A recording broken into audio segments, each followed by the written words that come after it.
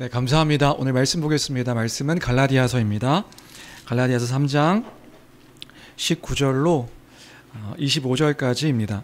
갈라디아서 3장 19절로 25절까지. 제가 가진 성경은 신약 성경 306페이지입니다. 갈라디아서 3장 19절로 25절까지입니다. 갈라디아서 3장 19절로 25절까지.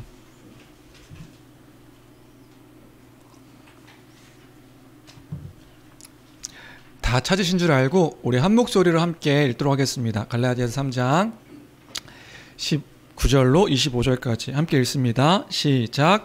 그런즉 율법은 무엇이냐? 범법함으로 더하여진 것이라. 천사들을 통하여 한 중보자의 손으로 베푸신 것인데 약속하신 자손이 오시기까지 있을 것이라. 그 중보자는 한 편만 위한 자가 아니나 하나님은 한 분이시니라. 그러면 율법이 하나님의 약속들과 반대되는 것이냐? 결코 그럴 수 없느니라. 만일 능히 살게 하는 율법을 주셨더라면 의가 반드시 율법으로 말미암았으리라. 그러나 성경이 모든 것을 죄 아래에 가두었으니 이는 예수 그리스도를 믿음으로 말미암는 약속을 믿는 자들에게 주려 함이라. 믿음이 오기 전에 우리는 율법 아래에 매인 바 되고 계시될 믿음의 때까지 갇혔느니라. 이같이 율법이 우리를 그리스도께로 인도하는 초등교사가 되어 우리로 하여금 믿음으로 말미암아 의롭다함을 얻게 하려 함이라. 믿음이 온 후로는 우리가 초등교사 아래에 있지 아니하도다. 아멘. 우리는 계속해서 갈라디아서를 함께 살펴보고 있습니다. 우리가 나는 갈라디아서 설교들을 생각하면 갈라디아서에 중요한 주제가 있다는 것을 우리가 알 수 있습니다. 그게 뭐냐 하면 누가 하나님 나라의 백성이 될 수 있는가? 이게 큰 하나의 주제구나, 하나의 어떤 핵심 내용이구나, 이런 것들을 이제 생각할 수 있게 되는 것 같습니다. 교회 안에 들어왔던 거짓 교사들의 가르침도 결국에는 그거였죠. 누가 하나님 나라의 백성이 될 수 있는가? 이런 것이었음을 생각할 때 하나님 나라의 백성됨, 이게 그렇게 중요한가? 지난주에 그런 설교 함께 했습니다. 네, 중요하다고요. 너무 중요한 문제라고요. 왜냐하면 성경의 약속 가운데 가장 큰 주제이기 때문에 그렇습니다. 성경의 가장 큰 주제가 하나님의 나라에 대한 주제이기 때문에 이 주제는 너무나도 중요한 주제다. 기독교 신앙의 핵심이라고 할 수 있습니다. 하나님 나라의 백성됨은 이런 의미가 아니죠. 죽어서 천국 간다. 우리는 이제 이렇게 생각하지 않아요. 그렇죠? 죽어서 천국 가는 것이 하나님 나라의 백성됨, 그런 의미가 아니었습니다. 우리가 하나님 나라를 이해할 때에 그렇게 이해할 수 없죠. 하나님 나라가 무엇인가요? 하나님이 세상을 창조하셨을 때에 시작되어진 것, 그것이 바로 하나님의 나라예요. 하나님께 세상을 창조하시면서 시작되어진 것, 하나님의 영광을 선포하시며 그 영광 중에 시작되어진 것이 하나님의 나라였다. 하나님의 나라는 그래서요, 하나님의 큰 계획과 뜻 안에 있는 하나님의 약속, 하나님의 그 이루심입니다. 그렇기 때문에 누가 하나님 나라에 들어가고 누가 하나님 나라에 거하며 누가 하나님 나라의 그 복을 누리며 그 복 가운데 안식을 거하며 영생 가운데 살아갈 수 있는가? 이건 너무나 큰 주제요, 우리에게 중요한 핵심이라는 것을 우리는 알고 있고 기억할 수 있는 것이지요. 그래서 이렇게 큰 주제 가운데 갈라디아서는 그 교회를 향하여서 여러 가지 이야기를 하는 것을 볼 수 있었습니다. 그래서 이 하나님 나라 가운데 거하는 것들을 이제 이해할 때에 여러 가지 핵심 단어들도 있었죠. 반복해서 나오는 것, 의도 있었고, 뭐 있었나요? 율법, 복음, 그리고 또 믿음, 아브라함의 언약, 또 약속이라고 불리기도 하고요. 모세, 이런 단어들이 핵심적으로 나왔던 단어였던 것을 우리가 또 볼 수 있습니다. 생각할 수 있습니다. 그렇죠? 갈라디아서에서 이런 단어들이 계속 나왔잖아요. 다른 복음, 그렇죠? 중요했던 건 율법의 행위냐, 예수 그리스도를 믿음으로냐, 믿음, 이런 것들이 중요한 단어였다. 갈라디아 교회에 들어왔던 거짓 교사들의 가르침은 그런 거였죠. 뭐예요? 이들은 유대인 그리스도인들이었습니다. 유대인 그리스도인들이어서 예수 믿는 것을 중요하지 않다고 얘기했던 게 아니에요. 예수 그리스도를 믿는 것 중요한데 그것만으로는 부족해 라고 얘기했던 거예요. 그것만으로 부족하고 너희들 율법의 행위로 말미암아 그 의를 이루는 것이 중요한 거야, 이렇게 가르쳤다고요. 그 율법의 행위로 말미암아 이루는 그 의, 그냥 이런 거죠. 하나님 나라의 백성이 되는 것, 그거 예수 그리스도를 믿는 것만으로는 아니야. 율법을 행함으로 의를 이루어야 되는 거야. 의. 그래서 이 율법을 행할 때에 너희도, 이들의 말은 그거예요. 이스라엘 백성, 우리와 같은 이스라엘 백성이 되어야 하나님 나라의 백성이 될 수 있는 거야. 왜냐하면 이 이스라엘 나라가 하나님의 실제적인 그 이스라엘 나라의 백성이 됨이 하나님 나라의 백성이 될 수 있는 거니까, 이렇게 얘기했던 거죠. 근데요, 이러한 그 거짓 교사들의 가르침에 반대해서 사도가 전한 복음은 뭐였나요? 사도가 전한 복음은 율법의 행위로 말미암아 의롭다움을 얻을 수 있는 것이 아니다. 결코 아니다. 뭐예요? 오직 예수 그리스도를 믿음으로 말미암아 의롭다움을 얻는 것이다. 이걸 강조했던 거예요. 오직 예수 그리스도를 믿음으로 의롭다움을 얻는 것이지 율법의 행위로 의롭다움을 추가해서 얻는 것이 아니다. 예수 그리스도의 형벌대속적 죽으심, 그 십자가 죽으심, 그 십자가 죽으심을 믿을 때 그 죄사함을 받고 예수 그리스도께서 그 죽기까지 순종하심으로 이루신 그 의를 믿을 때 그 의로 말미암아 우리가 의롭다함을 얻는 것이다. 우리의 의가 아니라 예수 그리스도의 의를 입어서 우리가 그 믿음으로 의롭다함을 얻는 것이다. 모든 것이 전적인 다 하나님의 은혜요 예수 그리스도의 공로다. 우린 이걸 믿는 것이다. 이게 중요하다. 이걸 믿을 때 하나님 나라의 백성이 될 수 있다. 이 이야기를 사도 바울은 복음으로 선포한 것이죠. 근데 거짓 교사들은 이 믿는 것도 중요한데 너희들이 율법의 행위, 누가 감히 그 율법의 행위로 의롭다함을 얻을 수 있다 얘기하는가? 이게 바울이 전한 복음의 핵심 내용이었습니다. 오직 믿음으로 의롭다함을 얻는 것이다. 이게 대략적인 갈라디아서 우리 나눴던 그 전반부의 내용이었죠. 오늘은 갈라디아서를 통해서 뭘 함께 나누고 싶냐 하면, 오늘은 특별히 오늘 본문에서도 계속해서 강조해서 나오는 단어가 있어서 율법에 대한 이야기를 함께 나누고 싶습니다. 갈라디아서를 통해서 성경에서 말하는 그 율법이라는 게 도대체 뭔가? 오늘 우리가 읽은 말씀에서도 율법에 대해서 계속 강조하고 있는데 그 율법이 뭔가? 오늘 그것을 한번 정리해 보려고 합니다. 그래서 오늘 설교 제목도 그거죠. 설교 제목도 원래는 율법, 그것이 도대체 뭡니까? 했는데 제목이 중요하더라고요. 제목이 중요하다. 율법 도대체 그게 뭔데? 이제 개인적으로는 이렇게 질문할 수가 있는 거죠. 율법 도대체 그게 뭔데? 성경에서 율법 하는데, 여러분 율법이 도대체 무엇인가요? 율법이 뭡니까? 성경에서 말하는 율법을 좀 한번 정리하고 정리해 볼 필요가 있죠. 율법이란 무엇인가? 성경에서 말하는 율법은요, 큰 의미 안에서 기본적인 정의는 그겁니다. 뭐냐면 하나님께서 하나님 나라 백성들에게 허락하신 법, 그 법이 또는 계명이라고 이야기하는데 그 계명이 곧 율법이라고 불려요. 다시요, 하나님께서 하나님 나라의 백성들에게 주신 법이요. 그래서 그 법은 뭐뭐 해라, 뭐뭐 하지 마라, 이렇게 되어 있는, 명령으로 되어 있는 게 율법이죠. 큰 의미에서는 그렇게 정의할 수 있습니다. 그럼 율법을 왜 주셨는데 그 율법을 주신 목적이 뭐냐 했을 때는 하나님 나라의 백성으로서 어떠한 삶을 살아가야 되는지에 대한 그 도덕적인 기준, 윤리적인 기준으로 허락하신 법이 율법입니다. 다시요, 그 하나님 나라, 이 세상이 시작되어지면서 하나님께서 그 나라 가운데 허락하신 도덕적인 기준, 그 윤리적인 기준에 그 법이 율법인 거예요. 이게 기본적인 정의인데, 근데 문제는 뭐냐 하면 우리가 율법이라고 할 때에 이렇게 사용하게 되면 좀 헷갈릴 때가 있어요. 왜냐하면 성경에서 율법이라고 할 때 그 율법을요, 다양한 의미로 사용하고 있기 때문에 그래요. 다시요, 우리가 율법의 정의, 기본 정의는 이건데 하나님 나라의 백성으로 허락하신 법이 율법이다. 근데 성경에서는 율법이라는 단어를 다양하게 좀 사용하고 있는 거예요. 다양한 의미로. 그래서 이 성경에서 말하는 우리가 흔히 얘기하는 율법의 의미들을 좀 정리해 볼 필요가 있겠다. 그래서 어떻게 정의되고 있는지 정리하면 이런 것과 같습니다. 다음과 같습니다. 뭐냐면 보통은요, 성경에서 율법이라고 하면 성경에 모세오경이 있는 거 아세요? 우리 어저께 밤에 우리 아들한테 물어보니까 아들은 모르더라고요. 딸이 몰랐나? 성경에 처음 5권, 창세기, 출애굽기, 레위기, 민수기, 신명기가 있다는 건 아시나요?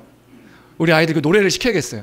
창세기, 출애굽기, 레위기, 민수기, 신명기, 요 5권을 모세가 기록했다고 해서 모세오경이라고 하거든요. 이 모세오경을 유대인들은 율법서라고 부릅니다. 율법서. 율법서라고 불러서요, 여기에 해라 하지 말라라고 명령한 것들을 크게는 율법이라고 이야기해요. 그래서 어떤 유대인이 이 창세기에서부터 신명기까지 유대인 랍비가 이 율법, 이 계명은 몇 가지가 있는가 하고 조사해 봤더니 약 613가지가 있다라고 그렇게 이제 조사했어요. 그래서 365개는 뭐뭐 하지 마라, 248개는 뭐뭐 해라, 이렇게 기록되어 있는 뭐뭐 해라, 뭐뭐 하지 말라라고 기록되어 있는 그 법이 율법이다. 큰 의미 안에서 보통은 그 613가지의 그 계명을 율법이라고 부릅니다. 율법서, 창세기, 출애굽기, 레위기, 민수기, 신명기, 이 계명들이 적혀져 있는 걸요. 그런데 이게 이제 율법인데, 이 율법을요 좀 좁은 의미로 사용하면, 좁은 의미로 사용할 때에 이것도 율법이라고 부르는 거예요. 성경 안에서. 뭐냐? 613가지 그 율법들의 기준이 되는 계명이 있어요. 그게 뭘까요? 감사합니다. 그 모세가 시내산에서 두 돌판에 받았던 10개의 계명, 그 10개의 계명이 뭐냐 하면 10계명이라고 부르는 계명이죠. 그 계명을 또 성경에서는 율법이라고 부를 때가 있는 거예요.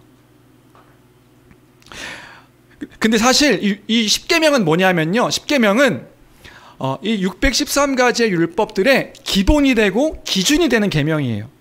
그러니까 본래는 10계명 10개의 계명이 있고, 이 10개의 계명을 확장시켜서 이 10개의 계명을 어떻게 지켜야 되는데, 이 확장시킨 계명이 613가지의 계명인 거죠. 그래서 10계명이 기준이고 10계명이 기본입니다. 그래서 10계명을 우리로 따지면 헌법인 거예요. 헌법. 모든 법의 기준이 되는 법. 이게 10계명입니다. 그래서 이 10계명도 성경에서는 율법이라고 부른다. 이해되세요? 그래서 이 10계명 율법을 어떻게 지킬 것인가?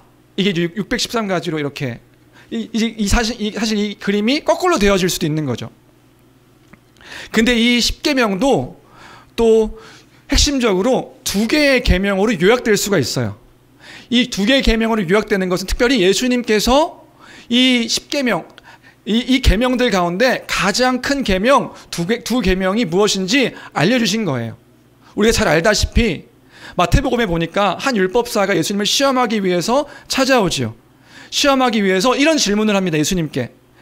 마태복음 22장 36절인데요. 22장 36절에 이런 질문을 하는 거예요. 선생님, 율법 중에서 어느 계명이 가장 큽니까? 한 율법사가 시험하려고 예수님께 이런 질문을 할 때 예수님께서 이렇게 이 10계명을 두 개의 계명으로 요약해서 알려주십니다. 그게 뭔가요? 우리 37절 말씀 같이 함께 읽어볼까요? 함께 읽습니다. 시작. 예수께서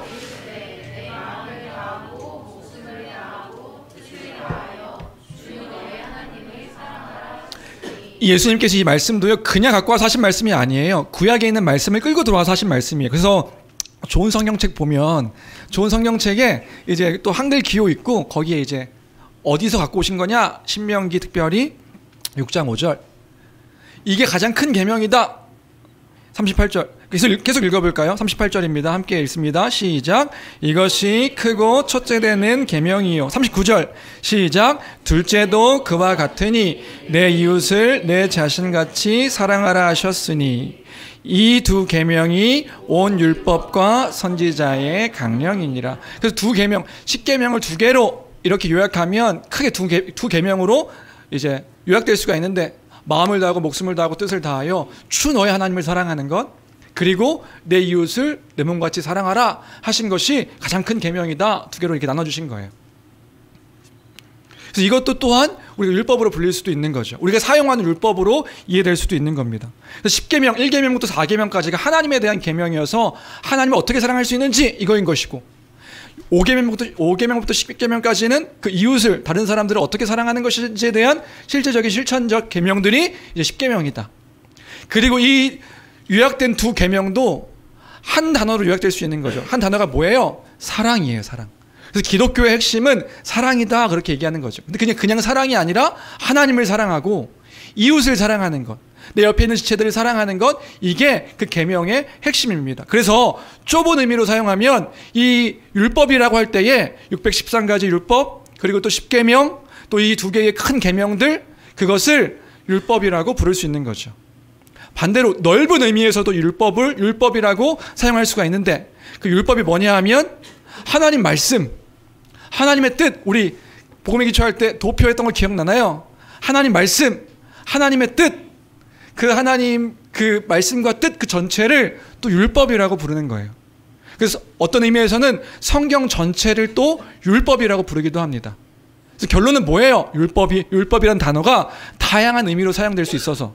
그럼 이런 질문을 할 수 있죠. 그럼 언제?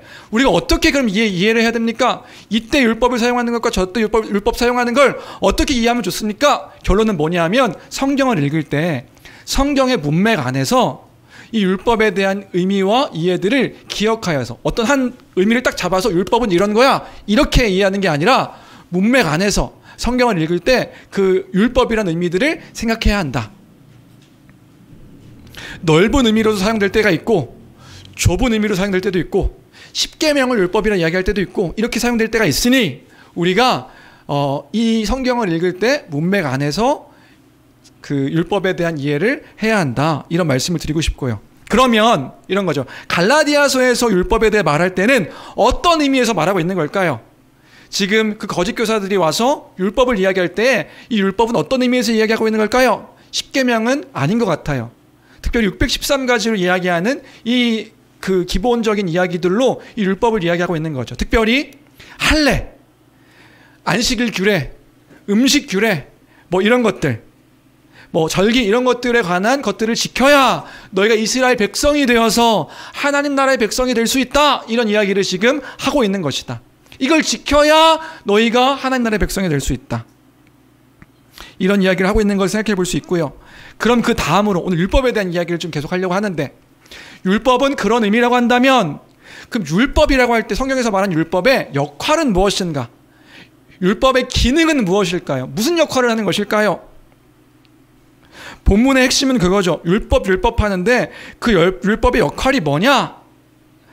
거짓 교사들은 예수 그리스도를 믿고 율법의 행위를 행해야 의롭다함을 얻을 수 있다고 이야기하는데, 그럼 도대체 율법이 무엇이기에 율법을 지킴으로 의롭다함을 얻을 수 있는 것이냐? 율법의 기능은 첫 번째로, 성경에서 말하는 이 율법의 그 큰 기능, 역할은 첫 번째로 뭐냐면요, 넓은 의미에서 율법을 지킬 때 우리 복음의 기초를 생각하면 율법을 지킬 때에 그것이 곧 의가 되어서 그 영생을 얻게 하는 그 법이 율법이죠. 넓은 의미에서는 그겁니다. 영생을 이제 우리가 얻게 하는 법. 그래서 하나님 나라에서 하나님 말씀을 지키며 그 하나님 말씀과 뜻을 따라 살아갈 때, 살아가는 그 기준, 온전히 하나님만을 사랑하고 또 허락하신 하나님의 형상행대로 창조하신 사람들을 사랑하며 살아가도록 그렇게 허락하신 법, 그게 율법의 첫 번째 기준이죠. 그렇게 살아갈 때 어떻게 돼요? 우리가 하나님 나라의 백성이 되고, 우리가 그 의를 행하여서 하나님 나라의 백성이 되고 복을 받고 그 안식 가운데 거하여 영생하며 살아갈 수 있는 그것이 되는 거죠. 그게 율법의 첫 번째 기능과 목적이에요. 역할이에요. 다 아시죠? 다 기억하시죠? 그 첫 번째 율법의 기능이다, 역할이다. 그렇게 살아갈 때에 하나님 나라에서 그 의를 따라서 살 수 있는 것입니다. 그것이 갈라디아서 3장 21절의 말씀이에요. 갈라디아서 3장 21절 같이 함께 읽어볼까요? 함께 읽습니다. 시작. 그러면 율법이 하나님의 약속들과 반대되는 것이냐? 결코 그럴 수 없느니라. 만일 능히 살게 하는 율법을 주셨더라면 의가 반드시 율법으로 말미암았으리라.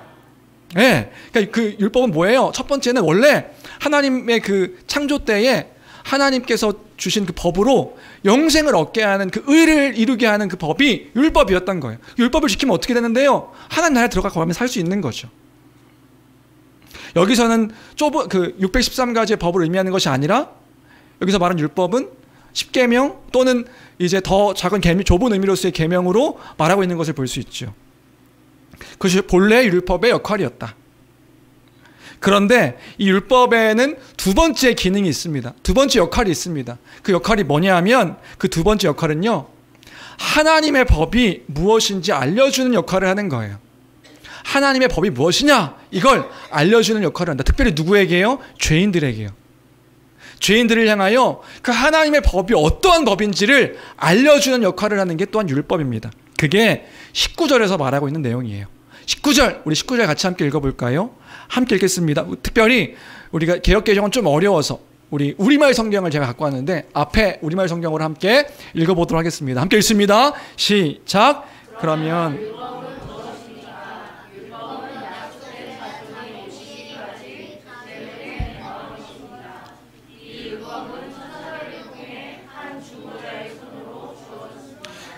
네, 지금 사도 바울이 고린도 교회, 갈라디아 교회 성도들에게 이야기하고 있는 거예요. 그게 뭐냐면 유대인 거짓 교사들이 모세가 받은 그 율법을 지켜야 된다고 말하는데 그 율법의 목적이 뭔 줄 아냐?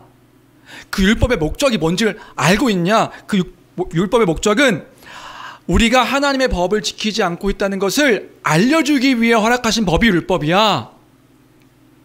하나님 앞에 얼마나 큰 범죄를 저지른 자인지 우리로 하여금 알게 하시게 허락하신 법이 율법이야. 그 율법을 보면 뭘 알 수 있는 거예요? 하나님의 법이 어떤 것인지를 알고 그 앞에 있는 내가 죄인이구나, 이것을 깨닫게 하도록 허락하신 법이 율법이야. 그걸 다 지킨다고 율법을 갖다 댄다고? 그거 네가 죄인이란 것을 알게 하도록 허락하신 법이 율법이야. 지금 그 얘기하고 있는 거예요. 뭘 알게 한다고요? 하나님의 법을 알아서 내가 죄인이라는 것을 알게 하려고요. 내가 그래서 그 하나님의 법 앞에 내가 죽을 수밖에 없는 자이구나, 이것들을 알게 하는 법이 율법이라고요. 범법함으로 더해진 것이라. 이렇게 되는 거예요. 그 법을 볼 때에 이 두 번 율법의 기능은 두 번째는 그런 거예요. 딱 하나님의 법이 무엇인지 알게 되었습니다. 보니까 이런 반응을 보일 수밖에 없는 거죠. 내가 소망이 없는 자이구나. 내가 죽은 자였구나. 내가 지금 살아있는 자인 줄 알았는데, 살아있는 것 같았는데 내가 죽은 자였구나. 내가 이렇게 죽음 가운데, 고통 가운데 있는 이유가 있었구나. 내가 영적으로 죽은 자이구나. 육적으로 죽는 것도 내가 당연한 줄 알았는데 이 죽는 것 자체도 이 죄 때문에 죽을 수밖에 없는 것이었구나. 내가 생을 다해서 그냥 죽는 것이 아니라 이건 하나님의 진노 형벌과 이 법, 하나님의 율법을 보니 내가 죽을 수밖에 없는 자이구나. 이걸 깨달아 알도록 허락하신 법이 율법이라고요. 내가 하루하루를 살아갈 때마다 왜 인생이 이렇게 허무하고 절망 가운데, 답답한 가운데 있었는지 이 법을 보니까 내가 알겠구나. 내가 하나님의 법 앞에 내가 죄인으로, 끔찍한 죄인으로 영적인 죽음 가운데 있는 자이구나. 이걸 깨달아 알도록 허락하신 법이 율법이에요. 죄가 뭔데요? 이 모든 것들이 죄 때문인데 죄가 뭔데요? 성경에서 말하는 죄가 뭐죠? 죄가 결국은 그런 거죠. 궁극적으로 하나님 없이 사는 거예요. 하나님 없이 자기가 주인 되어 사는 것이 곧 죄죠. 하나님 말씀에 불순종하는 이유가 뭔가요? 자기 사랑으로 똘똘 뭉쳐서 내가 내 멋대로 살아가는 것, 내가 주인 되어서 하나님 없이 살아가는 것, 이것이 궁극적인 죄인데 그 죄의 크기와 그 죄의 끔찍함과 그 죄의 결과가 무엇인지를 알게 하는 법이 율법이란 말입니다. 그래서요, 이 하나님의 법 앞에 우리가 율법을 볼 때 이런 반응일 수는 없는 거예요. 나의 의로 가득해서 그래, 내가 조금은 괜찮은 사람이지. 율법을 눈뜨고 보고 있는데도 불구하고 나는 그래도 좀 괜찮은 사람이지. 나는 그래도 좀 나은 사람이지. 나는 하나님 앞에서 당당하게 무언가 내세울 수 있는 사람이야. 내가 한 게 있는데, 하나님 앞에 어떤 공로가 있는데 나는 당당하게 하나님 앞에 무언가를 구할 수 있는 사람이라고 말할 수 없는 거예요. 그 율법을 바르게 본다면요. 내가 주를 위해 얼마나 헌신했는데, 내가 얼마나 깨끗하게 살려고 노력했는데, 내가 하나님의 그 뜻, 하나님 말씀이라는 거 내가 지키기 위해 얼마나 노력했는데, 나는 법 없이도 살 수 있는 사람인데, 내가 얼마나 헌신하며 노력하며 교회를 위해서 그렇게 살았는데, 나는 마땅히 하나님께 복을 받을 사람이지. 나는 마땅히 하나님이 도와주셔야 될 사람이지. 나는 하나님이 함께 하시는, 마땅히 하나님께서 함께 하셔야 될 사람이지. 나는 저 사람들보다 좀 나은 사람이야. 이렇게 얘기할 수 없다. 이건요, 하나님의 법을 알지 못하는 바리새인들의 태도와 같은 거예요. 바리새인들이 이렇게 기도했죠. 누가복음 18장 10절에 보니까 바리새인의 태도가 이런 태도였습니다. 제가 읽어드리겠습니다. 두 사람이 기도하러 성전에 올라가니 하나는 바리새인이요 하나는 세리라. 바리새인은 서서 따로 기도하여 이르되 하나님이여 나는 다른 사람들 곧 토색 불이 간음하는 자들과 같지 아니하고 이 세리와도 같지 아니함을 감사하나이다. 나는 일회에 2번씩 금식하였고 또 소득의 11조를 드리나이다. 하나님, 그래서 나는 주의 당신의 의로움을 그렇게 인정받을 수 있는 자입니다. 내가 이런 사람입니다. 하나님 나 아시죠? 이렇게 행동할 수 없단 말입니다. 근데 가끔 보면 이런 사람들이 있어요. 이런 사람들이 있어요. 교회 안에도 이런 사람들을 볼 때가 있습니다. 그럼 어때요? 안타깝죠. 너무 안타까운 거예요. 그런 분들을 볼 때마다 생각하는 것들은 뭐예요? 하나님을 잘 모르는구나. 하나님을 정말 알면, 그 율법을, 하나님의 법을 알면 감히 그럴 수 없는데. 그리고 우리는 보게 되는 거죠. 저는 자기를 너무 사랑하는구나.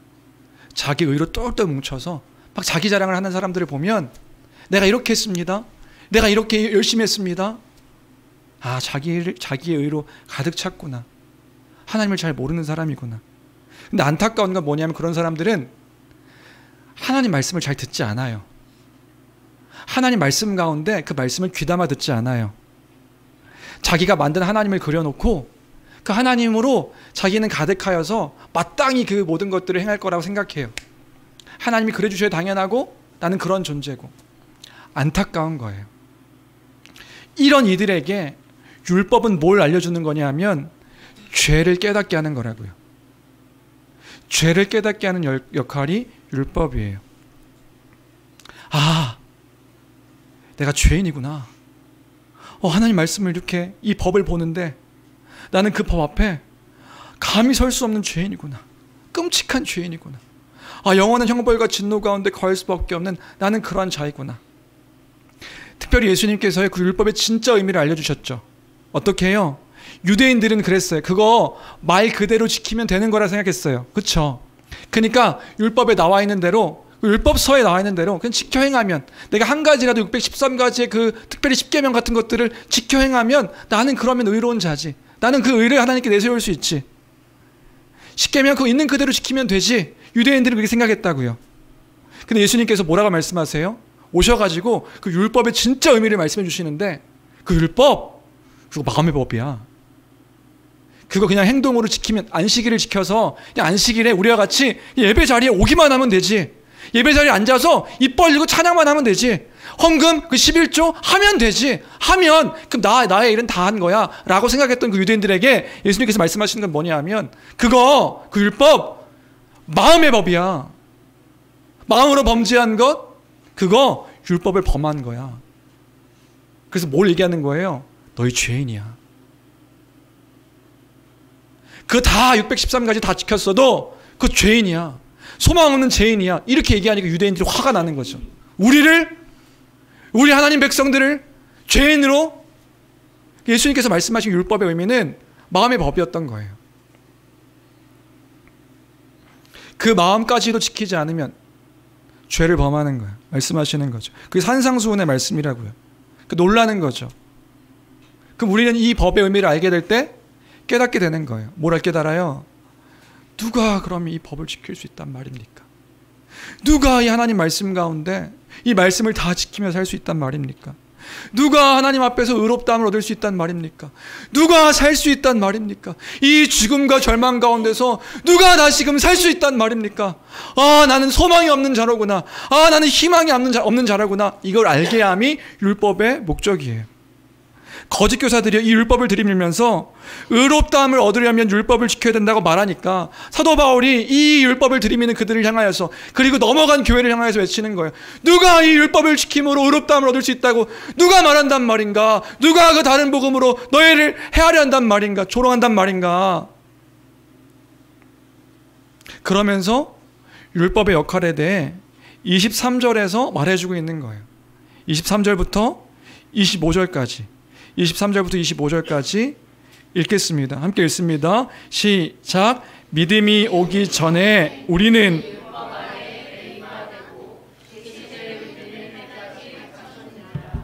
이같이 율법이 초등교사가 되어 우리로 하여금 믿음으로 말미암아 의롭다함을 얻게 하려 함이라. 믿음이 온 후로는 우리가 초등교사 아래에 있지 아니하도록, 그 얘기하는 거예요. 그건 그 율법은 우리를 범법함으로 죄를 깨닫게 하신 거였고, 이 율법은 초등교사가 되어서 우리를 진짜 소망으로 인도하게 하는 그 법이야.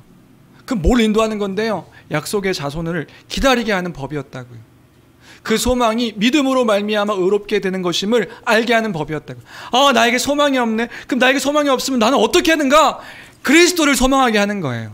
그리스도를 알게 하는 거예요. 아, 어디에 소망이 있어요? 그리스도께 소망이 있네. 저기에 내 십자가로 말미암아 내 죄의 사함이 있고, 저 십자가에 그 예수 그리스도의 죽기까지 순종하심으로 말미암아 그 의가 있어서 믿음으로 말미암아 의롭게 하시는 하나님의 약속이 있구나. 그 하나님의 약속을 기억하게 하는 것이 율법이란 말입니다.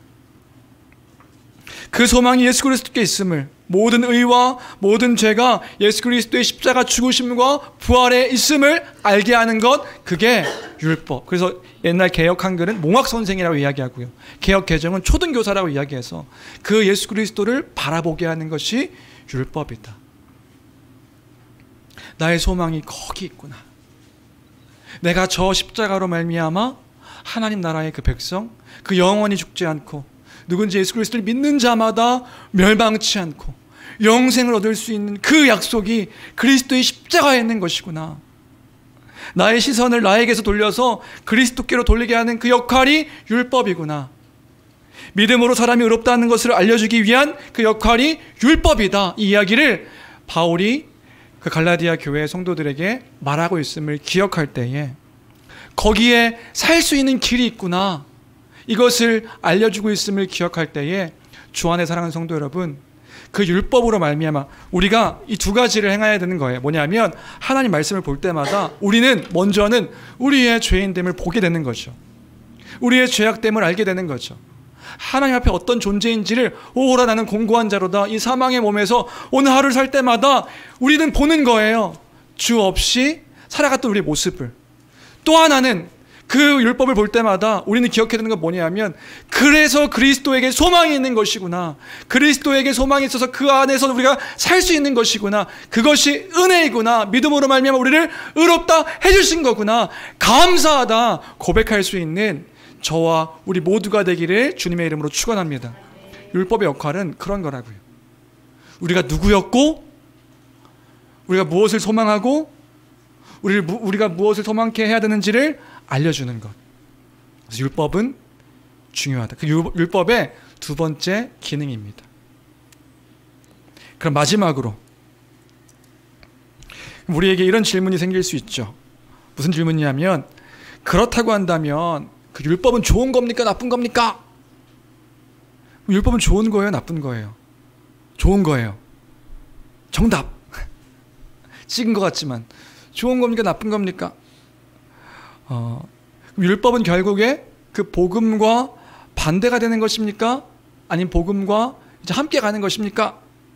그럼 율법은 이제 우리와 상관이 있는 것입니까? 상관이 없는 것입니까? 이런 질문들을 우리가 할 수 있게 되는 것 같아요. 드리고 싶은 말씀은 뭐냐면, 우리가 이 복음을 바르게 알 때에 그 율법은 나쁜 것도 아니고, 그 율법은 이제 우리와 상관없는 그 법이 아닌 거죠. 상관이 있는 법인 거예요. 여기까지 잘 이해하셨다면, 결국 그 율법은 뭐예요? 하나님의 말씀, 하나님의 뜻, 하나님께서 원하신 하나님 나라의 백성으로서의 그 삶의 윤리가 되고 기준이 되는 법이 결국에는 율법인 거예요. 특별히 십계명을 생각할 때에 그 법의 진짜 의미는 뭐예요? 진짜는 이제는 의롭게 되어서 하나님 나라 백성 되기 위하여 지키는 법이 아니라, 이제 우리 어떤 거예요? 그 말씀을 따라서 하나님 나라 백성 된 자로서 지켜야 될 법이 하나님의 법인 율법이 되는 거라고요. 그 율법의 진짜 의미는 뭔데요? 마음을 다하고 목숨을 다하고 뜻을 다하여서 주 나의 하나님을 사랑하는 것, 그리고요 내 이웃을 하나님의 형상으로 창조하신, 귀하게 창조하신 내 이웃을 내 몸같이 사랑하는 것, 그것이요 그 율법의 핵심이요 우리가 하나님 나라 백성으로서 살아가야 될 우리의 삶의 기준이라고요. 우리의 모든 선택과 우리의 모든 삶과 모든 것들의 기준이 되는 것이 이제 율법의 세 번째 기능이에요. 그게 바로 율법인 거예요.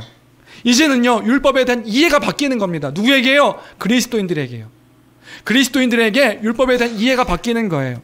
그 전까지는 우리를 의롭게 하는 것으로서의 율법에 대해서 이해했다면, 그래서 율법을 볼 때 역시 나는 죄인이고 살 수 없구나, 의롭게 될 수 없구나, 이렇게 이해했다면 이제 율법을 어떻게 보게 되는 거예요?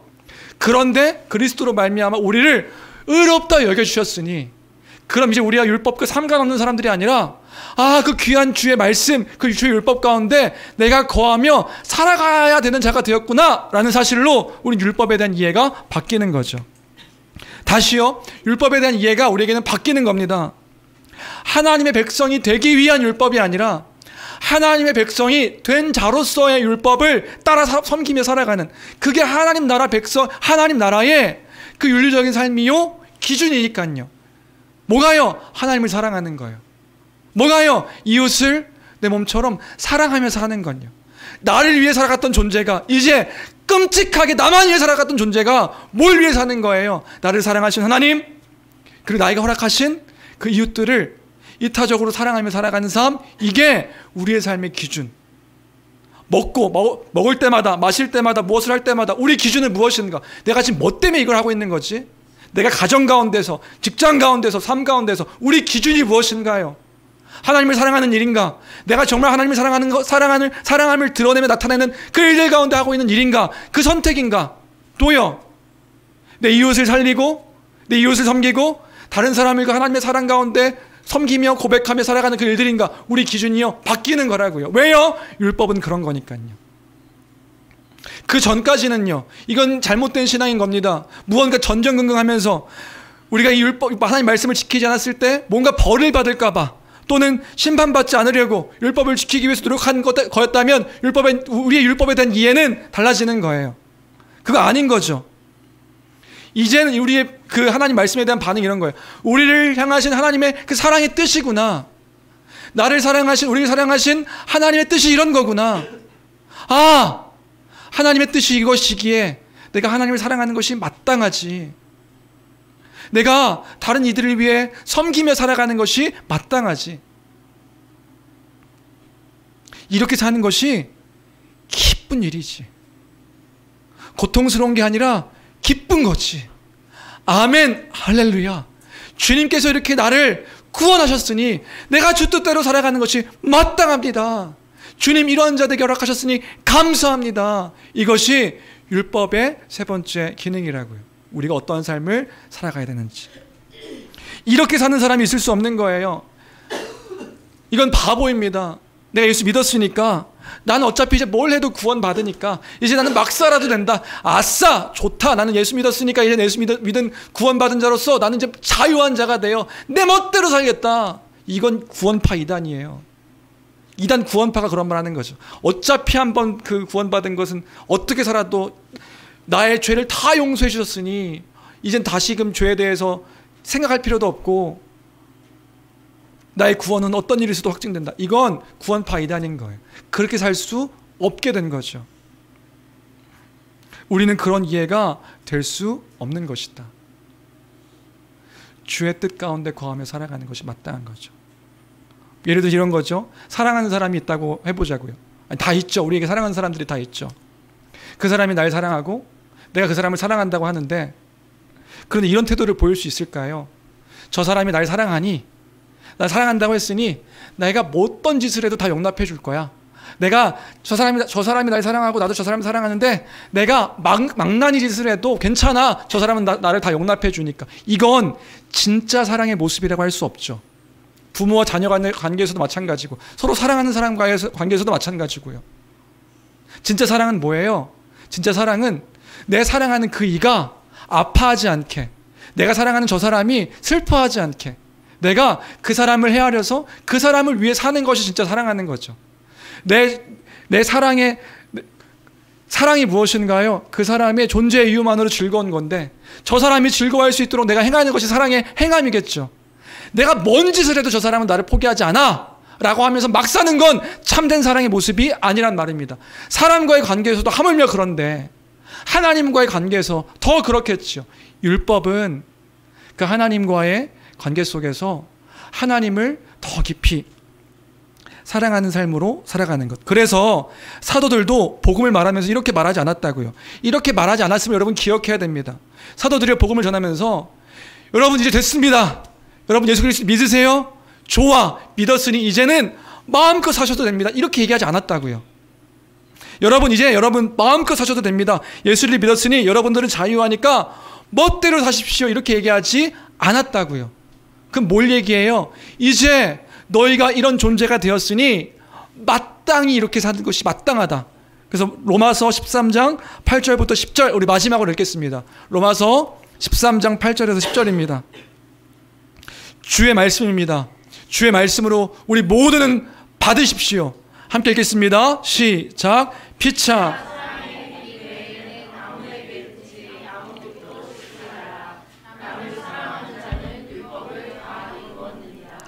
간음하지 말라, 살인하지 말라, 도둑질하지 말라, 탐내지 말라 한 것과 그 외에 다른 계명이 있을지라도 내 이웃을 내 자신과 같이 사랑하라 하신 그 말씀 가운데 다 들었느니 사랑은 이웃에게 악을 행하지 아니하나니 그러므로 사랑은 율법의 완성이니라. 어떤 말인지 되세요? 1장부터 로마서 1장부터 8장까지 예수 그리스도를 믿음으로 의롭다함을 얻는다는 그 복음의 내용들을 설명한 바울이요 12장부터 와가지고는 그 교회가 어떻게 살아가야 되는지를 설명해 주는 거예요. 율법 상관없다 얘기하는 건가요? 아니요. 여기 말하는 건 10계명이에요. 10계명을 끌고 들어와서 다른 더 계명이 있을지라도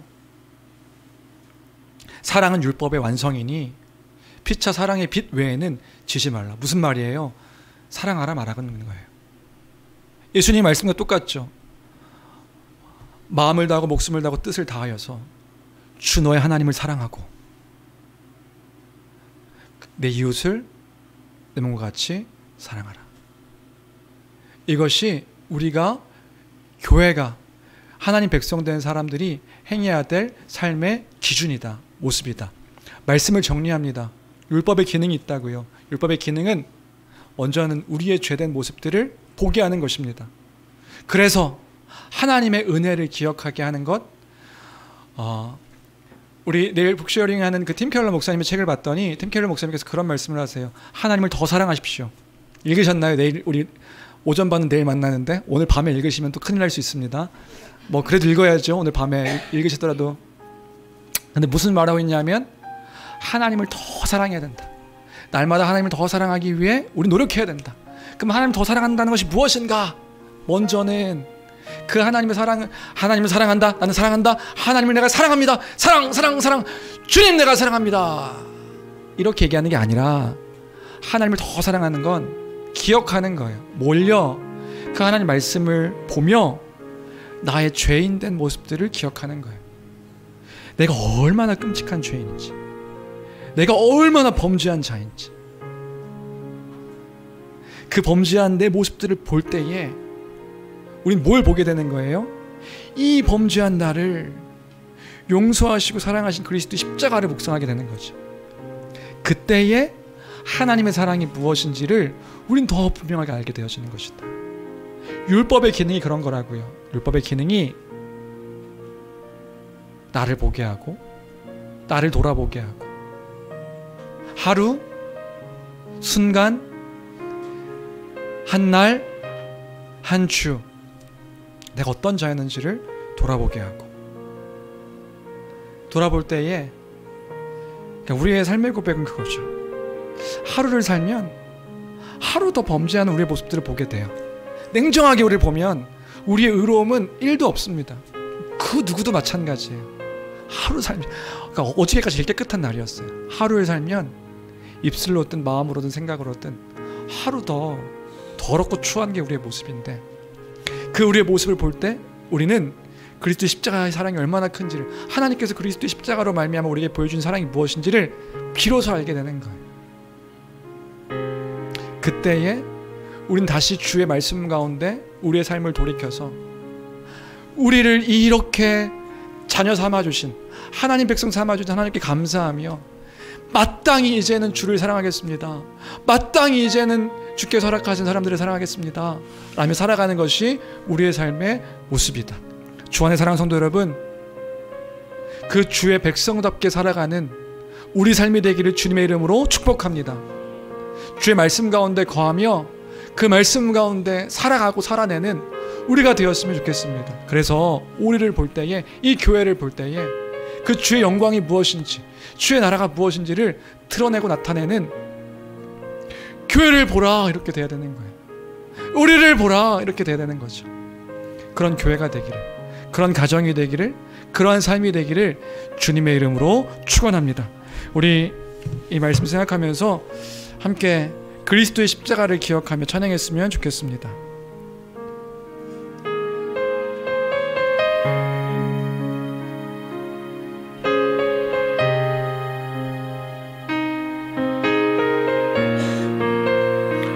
우리의 믿음의 고백입니다. 주의 보좌로 나아갈 때에, 주의 보좌로 나아갈 때에 어떻게 나가야 할까? 나를 구원한 주의 십자가, 그것을 믿으며 가네. 주의 보좌로, 주의 보좌로 나아갈 때에 나 여전히 부족하나.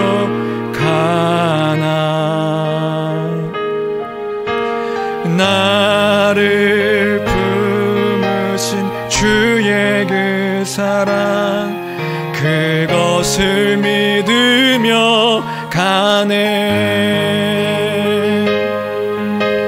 자격 없는 내 힘이 아닌 오직 예수님의 보혈로, 자격 없는 내 힘이 아닌 오직 예수님의 보혈로,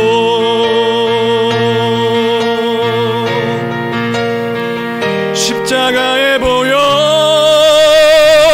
완전하신 사랑 힘입어 나갑니다.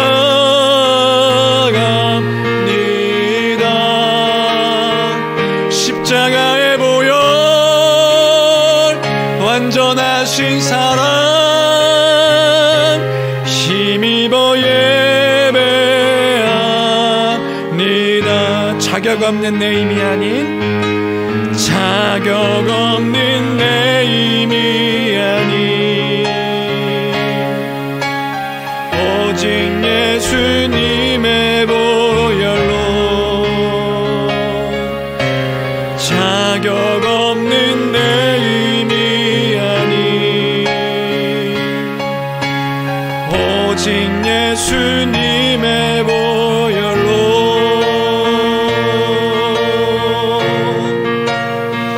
십자가의 보혈, 완전하신 사랑 힘입어 예배합니다.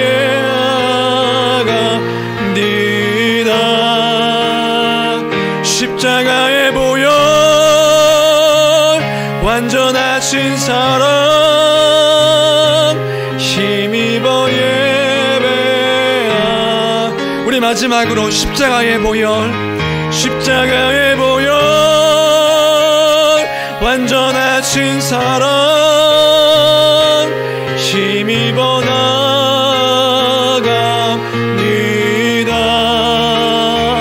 십자가의 보혈, 완전하신 사랑 힘입어 예배합니다.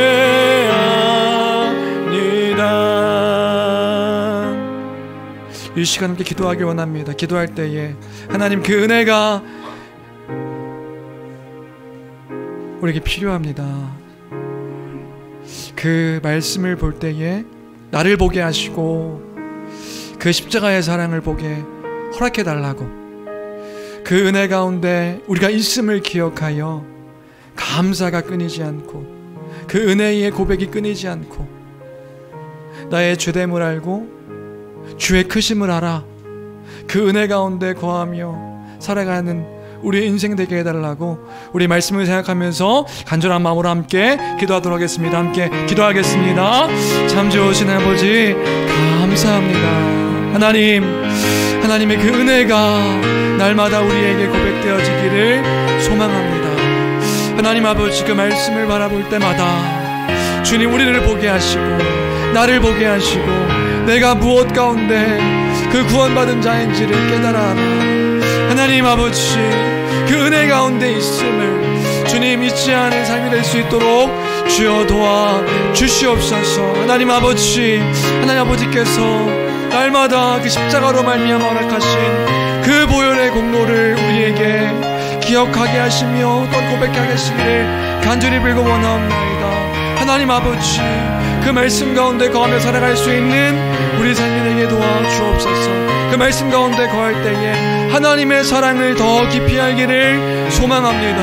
하나님의 사랑이 나의 삶을 아버지 휘어감아서 그 가운데 거하며 기쁨 가운데 거하는 인생 되기를 소망합니다. 절망 가운데, 슬픔 가운데, 아픔 가운데, 좌절 가운데 내가 있다 할지라도 하나님 그 상황 가운데 우리가 그저 머무는 것이 아니라 주님 그 죄 가운데 구원받은 우리이기에 하나님 나라 백성된 그 거룩한 자녀로 주님 거룩한 백성으로 살아가는 삶이 될 수 있도록 축복하여 주옵소서. 가정 가운데 주님 직장 가운데 만나는 사람들을 통하여서 하나님 그 사랑을 전하는 아버지 우리가 되기를 소망합니다. 하나님 나를 붙잡아 주옵소서. 주님 순간순간마다 하나님의 그 사인을 보게 허락하여 주시옵소서. 하나님 아버지 자기의 의로 가득 차지 않게 하시고 주님 그 낮은 자의 자리로 아무것도 할 수 없습니다. 아무것도 할 수 없습니다. 고백하는 우리 삶 될 수 있도록 도와주옵소서.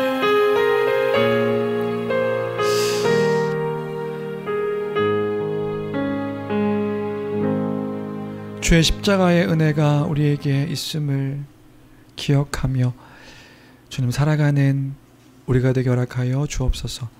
하나님 백성된 자녀로 주님 살아가는 우리 삶이 되게 허락하여 주옵소서.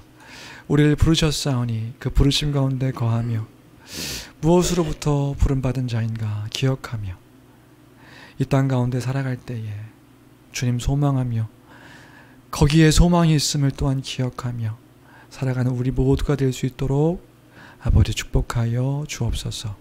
우리에게 믿음 허락하여 주옵소서. 믿음에 믿음을 더하여 주심으로 굳건한 반석 위에 그 믿음 따라 살아가는 우리 인생 될 수 있도록 축복하여 주옵소서. 모든 것 주께 있음을 감사드리며 존귀하신 우리 주 예수 그리스도 이름으로 기도합니다. 아멘. 찬송가